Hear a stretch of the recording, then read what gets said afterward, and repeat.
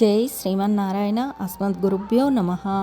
భగవద్బంధువులారా, అడియేన్ దీపారాణి శ్రీరామాంజదాసి. ఈరోజు 11వ పాశురం చదువుకుందాం.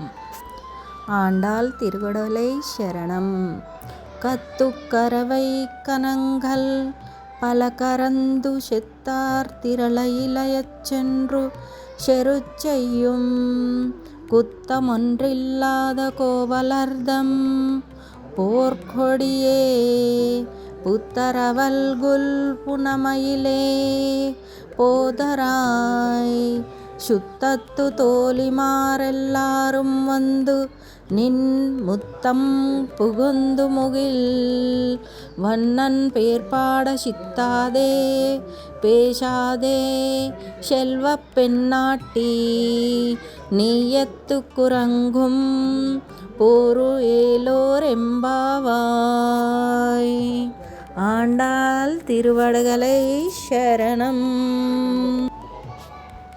గోదాదేవి ఒక్కొక్క రోజు ఒక్కొక్క వర్ణనతో గోపికలను నిద్రలేపుతూ ఉంటుంది. ఉదయాన్నే గోదాదేవి ఒక్కొక్కరి ఇంటికి వెళ్ళి తన చేతులను తట్టి లేపుతూ వారిని నదీ స్నానానికి సిద్ధం చేస్తుంది. విష్ణు యొక్క అవతారాలను పొగుడుతుంది. ఈరోజు 11వ పాసురం అర్థం తెలుసుకుందాం.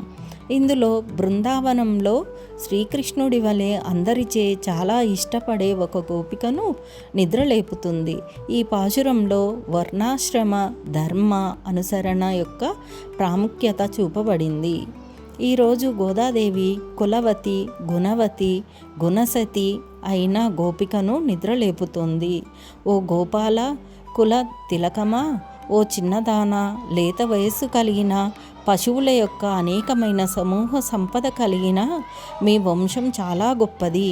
ఆ సమూహంలో పాలు పితకదగిన వారు శత్రువులు నశించునట్లు యుద్ధం చేయగలిగిన వారు ఒక్క దోషమైనా లేనట్టి గొల్లకులంన పుట్టిన బంగారు తీగ వంటి అందమైన దాన్ని, పుట్టలోని పాము పడగల, అడవిలోని నెమలి వలె అందమైన జుట్టు కలదానా, లేచి బయటకు రా అమ్మా.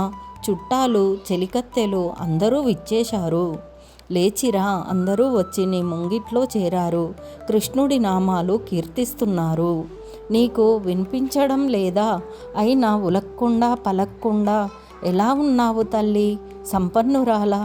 నీ నిద్రకు అర్థం ఏంటో చెప్పవమ్మా అంటూ గోదాదేవి ఒక గోపికను నిద్రలేపుతుంది.